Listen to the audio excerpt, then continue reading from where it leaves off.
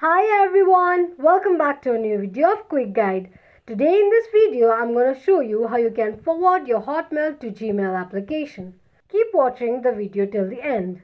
To forward your Hotmail to Gmail, firstly open your Hotmail or Outlook application. The home page of Hotmail with the list of messages will appear on the screen. Select the message or email you want to send or forward to Gmail. Tap on the three dots right below the date shown on the page and then tap on Forward. On the next page, enter the email address to whom you want to forward the Hotmail.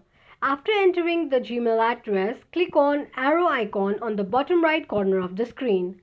This is how you can forward your Hotmail to Gmail just in few steps. If you have any thoughts or queries, let us know in the comment section. Don't forget to subscribe to our channel.